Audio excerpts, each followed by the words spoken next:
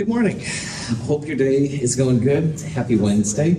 What we're doing today and Friday is getting ready for next Monday. And next Monday will be our first midterm exam. And when you come to class next Monday afternoon, it'll be in lab at 1:10 p.m.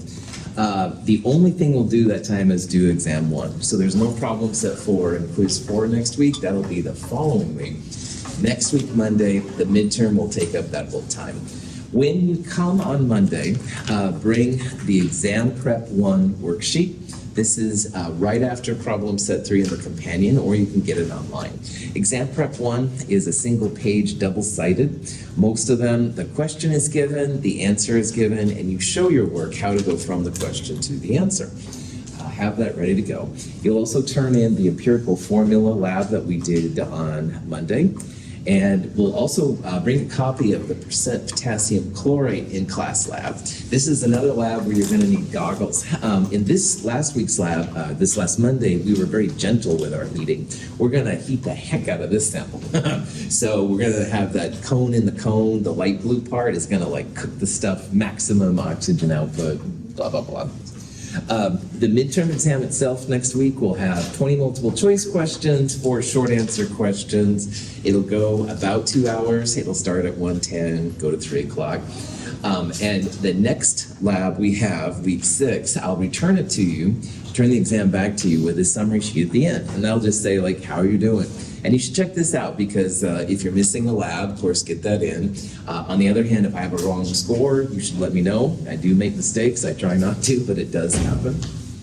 Calculator, definitely bring a worksheet of notes if you'd like to. You can have a periodic table in front of you.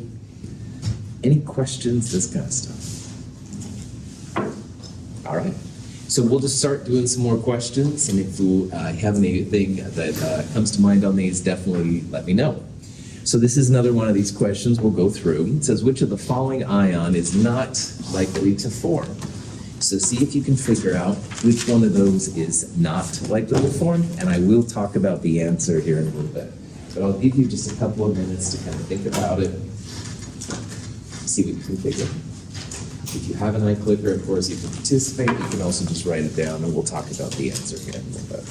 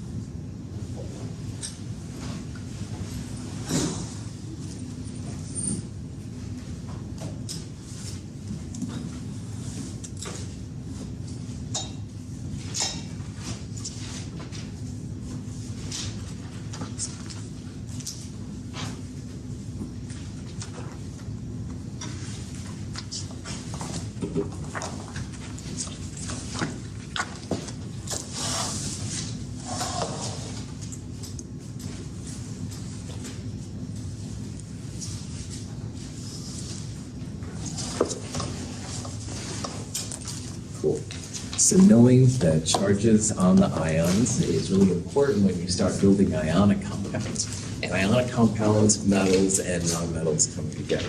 And you want to have all of the positives cancel all of the negatives, stuff like that. So knowing which charges on here are possible and stuff is really helpful. So for example, sodium is an example of a group 1A metal. And in this periodic table, group 1A and group 2A are on the far left. Everything in group 1A, positive 1. Everything in group 2A is going to be positive 2.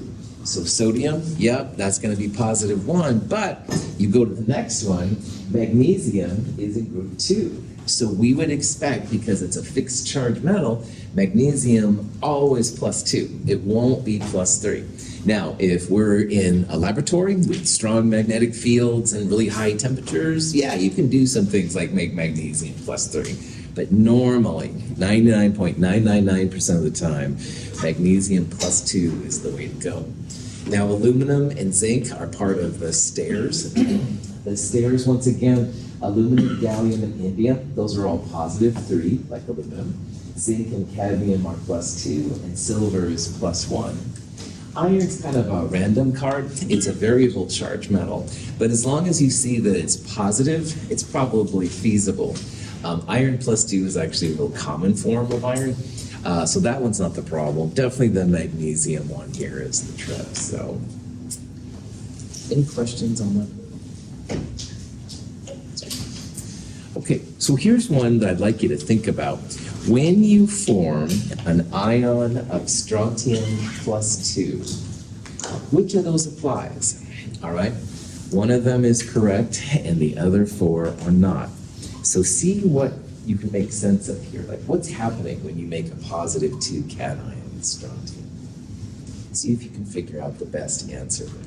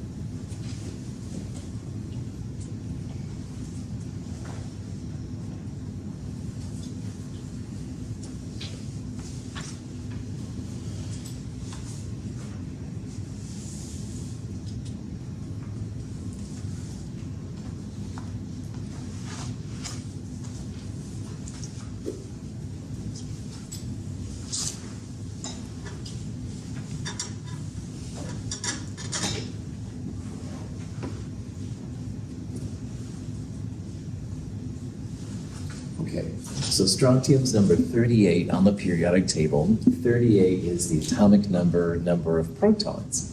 So that means that neutral strontium would have 38 protons, and it would also have 38 electrons.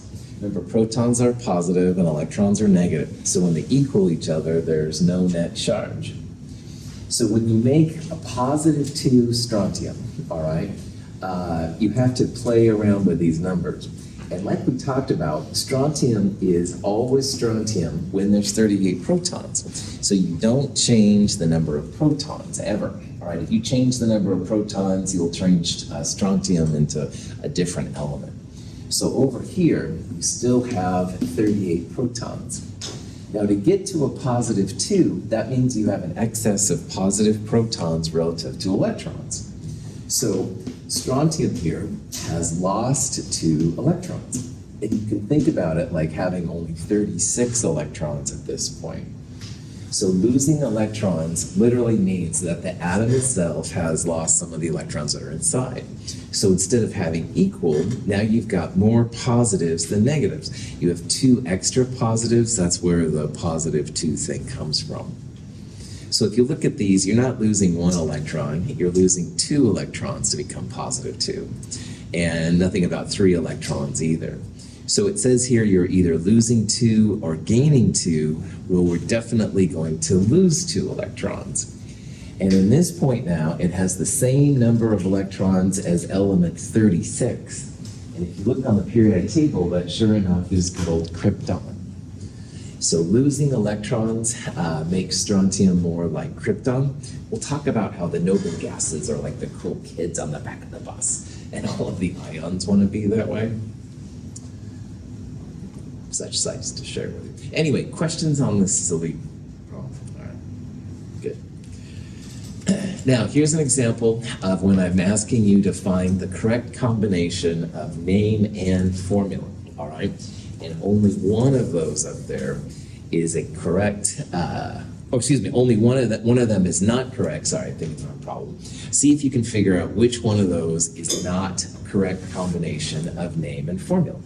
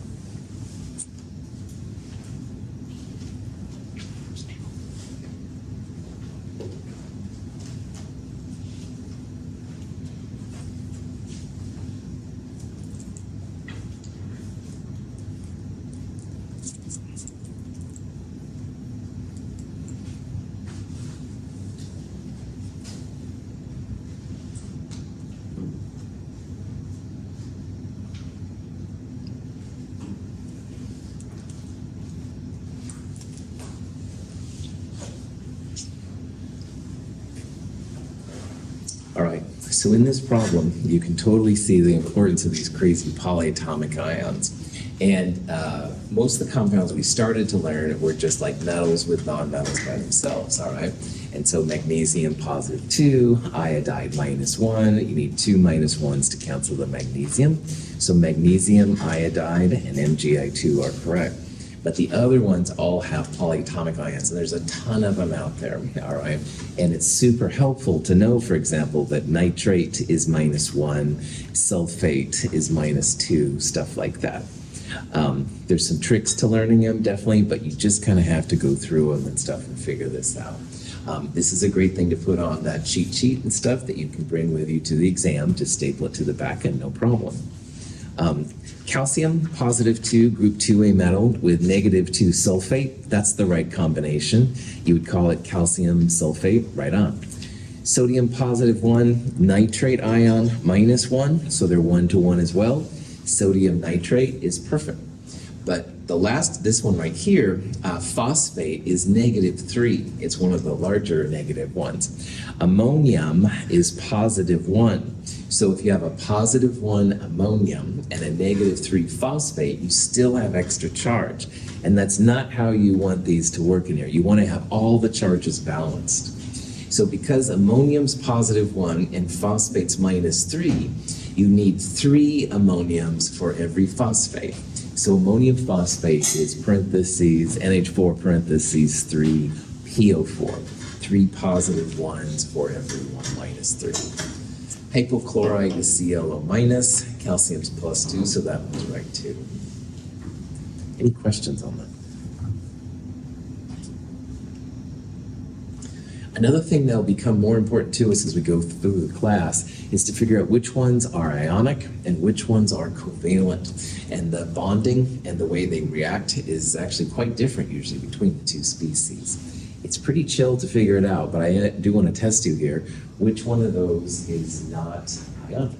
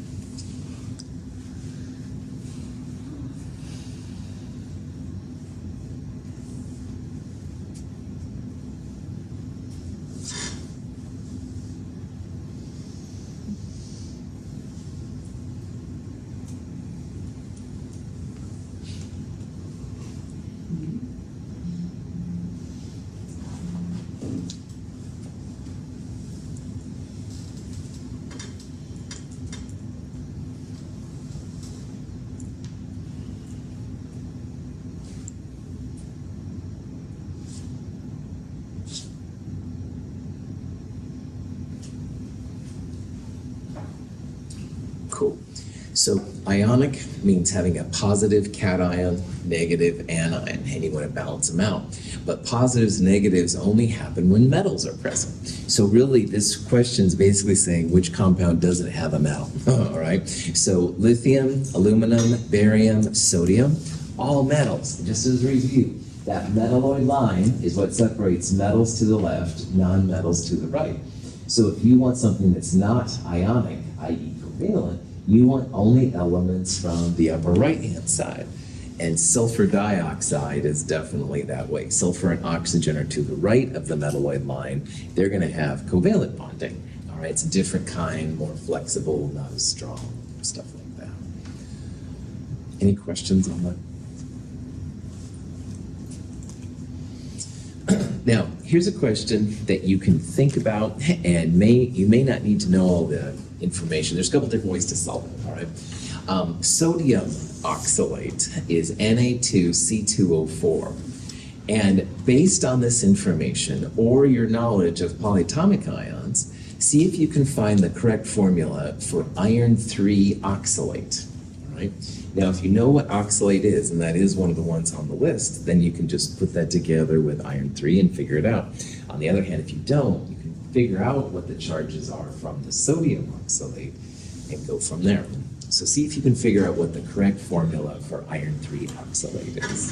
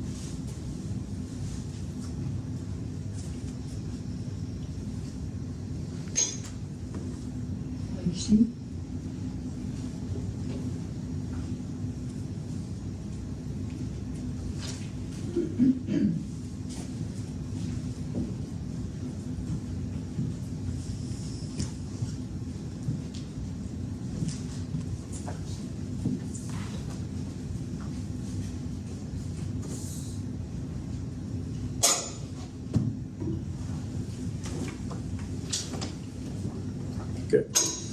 All right. Sodium oxalate is a common, pretty common compound. Oxalates are found in broccoli and cauliflower, supposedly. But anyway, C2O4 isn't the most common polyatomic ion. Like, we'll use some of them like nitrate, phosphate, ammonium a lot, but oxalate's more rare. But if you don't know what the charge on oxalate is, what's the charge on sodium all the time? +1, that's right.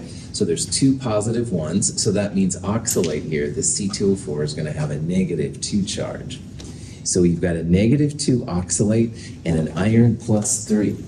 So iron +3, C2O4 -2. Now at the end of the day, you have to have a balancing of the charge. You have to have just as many positives and negatives. So if you have 2 irons, that's like +6.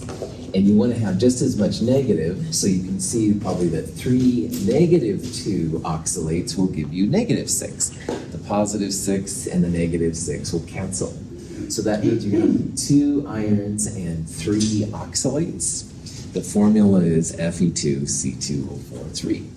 You could also, in this case, use crossover. This 2 would come down from the iron, and the 3 would come down to the oxalate, and that would be another way. All right, but you can see the best way is to balance the charges, make sure things are good. Any questions on that? All right. Ionic compounds we're going to talk about a lot, and the interesting way that they interact with charges and distance is also important. See if you can figure out which of these compounds, all of them are correct except one of them. And see if you can figure out which one it is that's not correct. I shook Gina's hand the other day. This is what this question's basically asking. Thank you.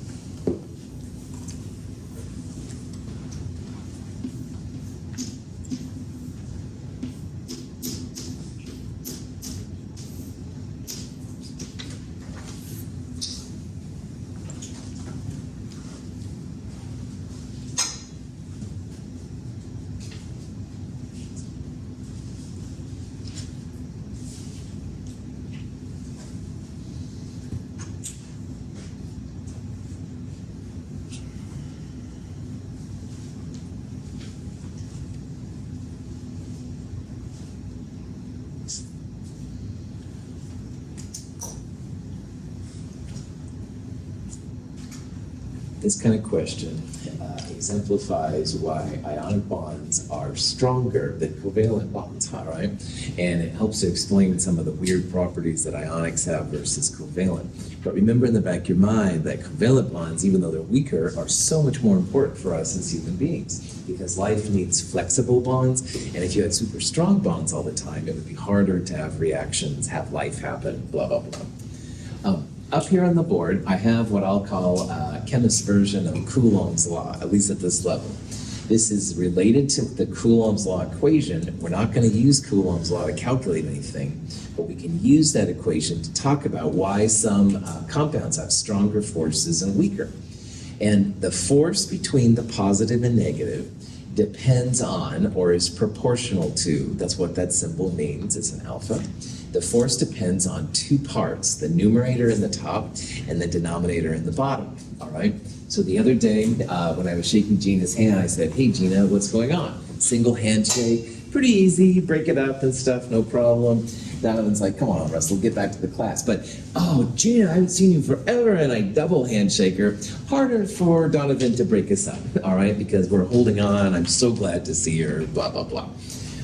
So the top part says that a positive one, negative one, which is really what my single handshake analogy is here, is strong. But a double handshake would be like a positive 2, negative 2. So 2 times 2 versus 1 times 1, there's quite a math difference there. That's what we're seeing, all right? These stronger bonds are a little bit more intense and it'll be easier to do. So double handshakes would be like positive 2, negative 2, while single handshakes would be positive 1, negative 1. So more charges, stronger bonds, all right? Second one, these ionic compounds are in three-dimensional networks called crystal lattices. Yes, that's right. First one was true, by the way. Second one is true as well. It's not just a single sodium chloride, it's a sodium chloride, sodium chloride, sodium chloride in all dimensions. All right, left, right, forward, backwards, all these kind of things. So these are really strong because they hold on really intently. Like one sodium is surrounded by 6 different chlorides, for example. So very, very tough, three-dimensional networks. And they're so rigid, see, that sometimes they can actually break along nice planes. If you're a geologist and you look at crystals, a lot of the crystals you use are basically ionic compounds that are pretty strong. And they cleave and you can make, cool jewelry and stuff like that into them. So A, B, and C, all true. D, positive and negative ions attracted by electrostatic forces, true. That's what this whole thing represents. Electrostatic forces is a fancy term for positives and negatives being attracted to each other.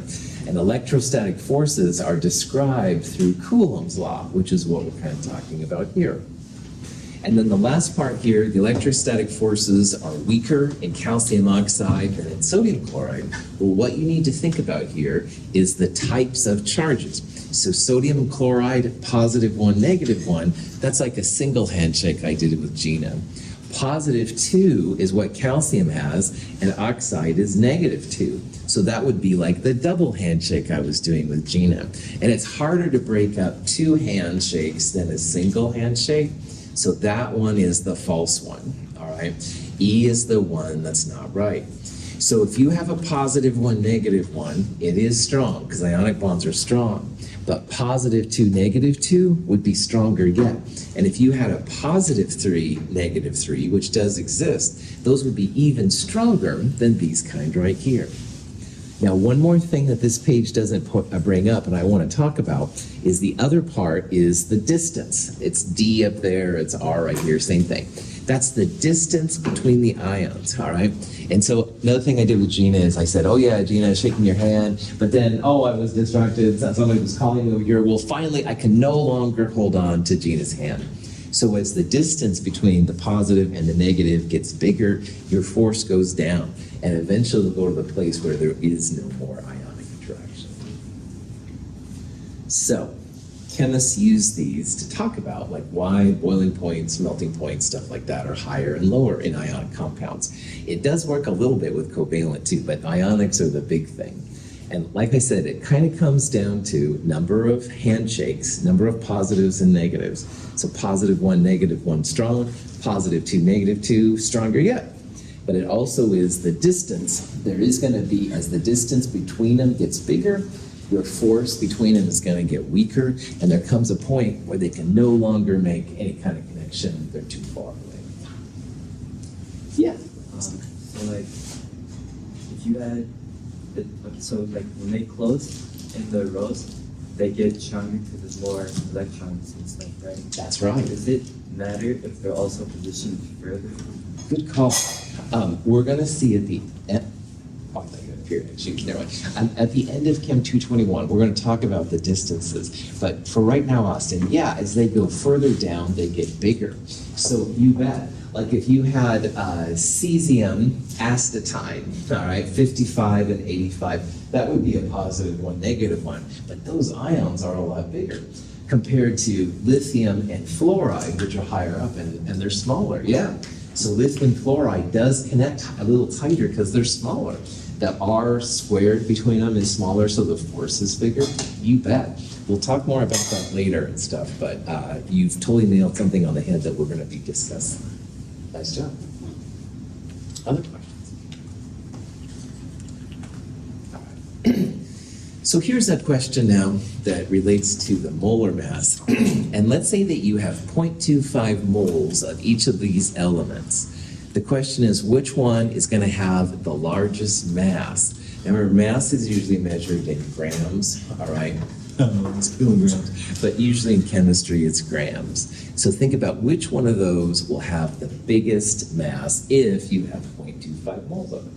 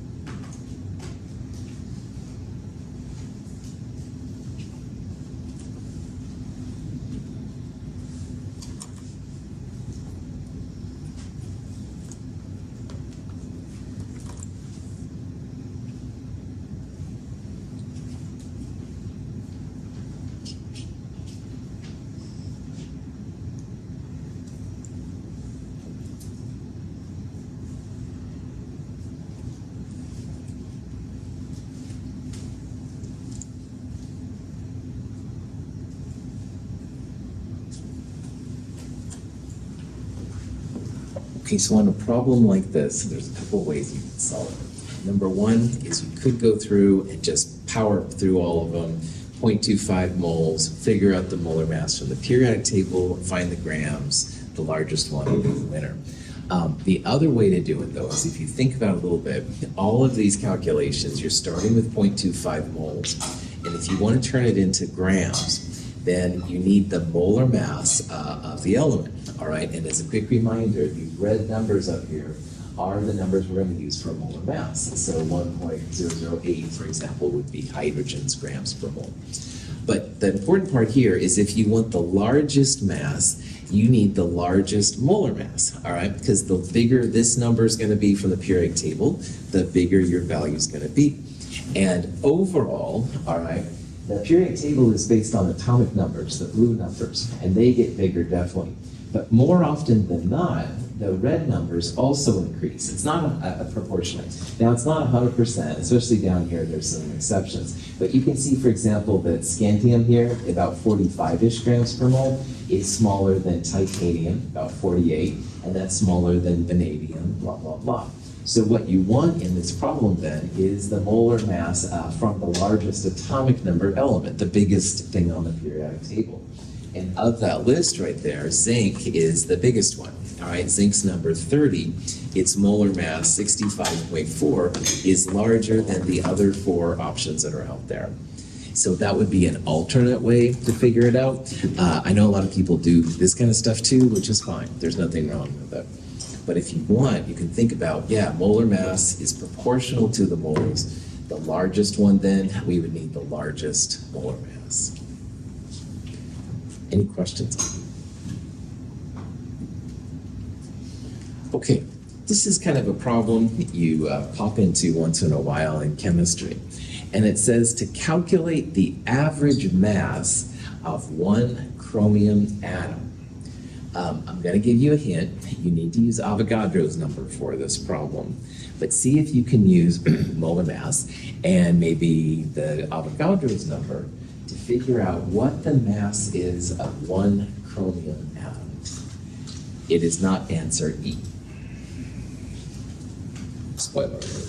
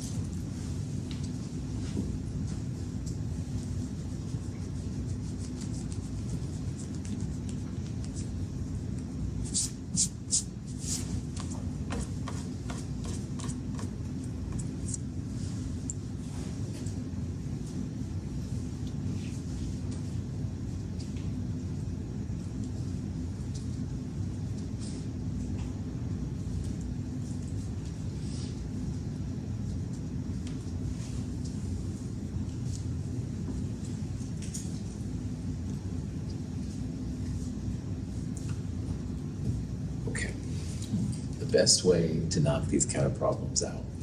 The 51.996 number, which is right there, comes from the periodic table.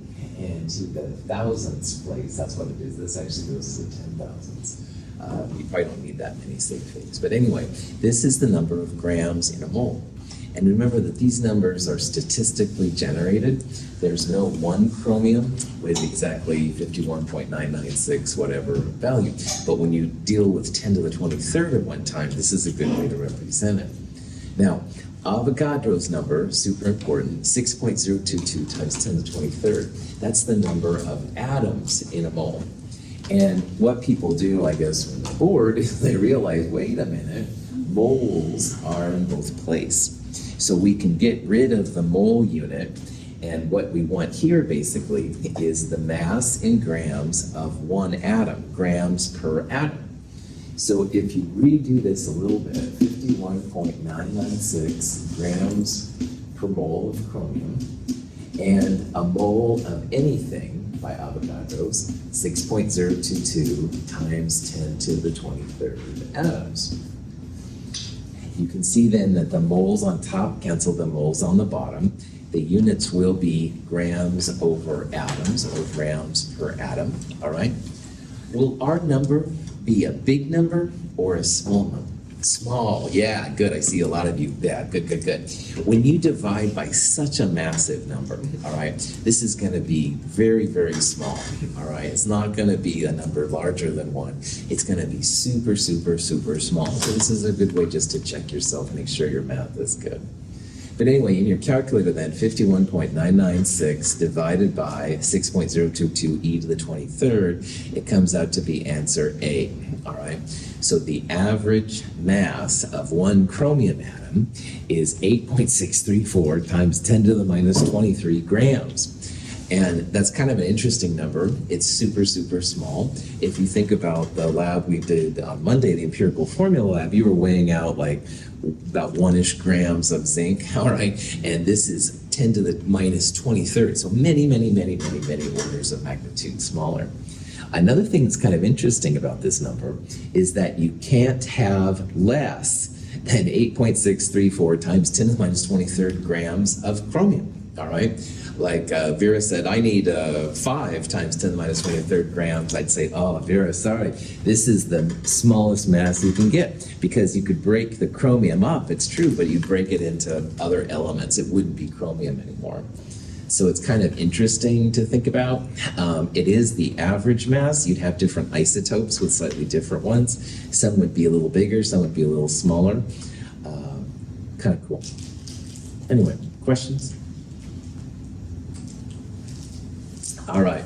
Now, this last section, which we'll spend today and also on Friday, is where we start getting into molecular formulas, those desired ways to figure out what a structure is of a compound. So let's say that and the first step, by the way, is to find the mass percent or weight percent of the elements. That leads to the empirical formula. Empirical formula leads to molecular formula. So first we have to talk about what the heck these mass percent or weight percents are. So I'd like you to try and find the mass percent, weight percent composition of carbon and oxygen in carbon dioxide. So see if you can use this information to see which of them which of those answers would be the best one. We'll talk about it here in a little bit. And you will need the molar mass of carbon dioxide.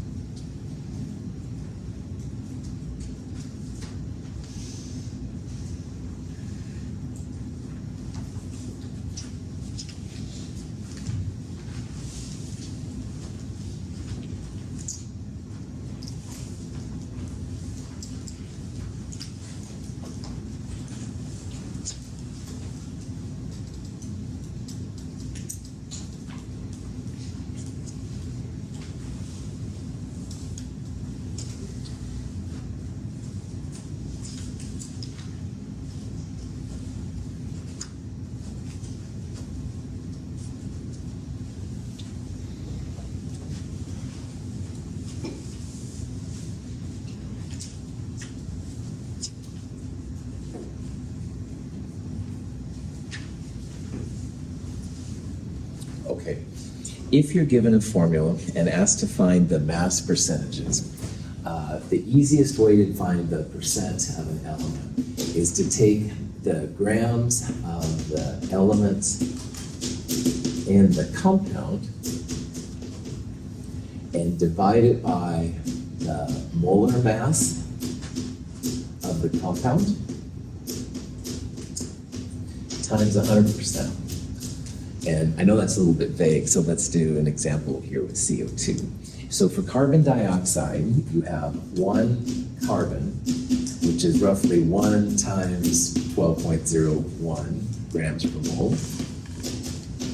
And you have 2 oxygens, which is 2 times 16, 32.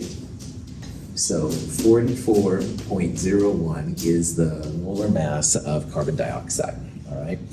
And if we wish to find percent carbon, you would take the grams of element in the compound. So that's what this 12.01 is. There's 1 carbon, and carbon is 12 grams per mole. So that means there's 12.01 grams of carbon in 44.01 grams of CO2, i.e. the grams per mole of carbon in CO2 divided by the grams per mole of the whole compound. So you multiply this by 100%. Now, for the percent oxygen, you would go 2 times 16 because there's 2 oxygens. So you would go 2 times 16.00, but you would still divide by the 44.01 times 100%. So notice that for oxygen, you do want to include both of the O's since there's 2 of them. For hydrogen, for carbon, there's just 1.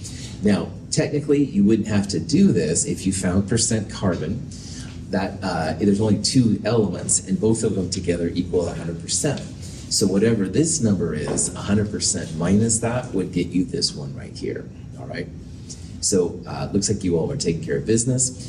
Here's my molar mass of CO2. Here's the 12 grams per mole. It comes out to be about 27.3% carbon. And for oxygen, you could go 2 times 16 divided by the molar mass to find this number, or you could just go 100% minus the percent carbon. And either way is totally fine. You could find percent oxygen first and then 100% minus oxygen to find carbon, et cetera, et cetera. But molar mass on the bottom, grams of element in the compound on the top times 100%. Good to go. Any questions on that?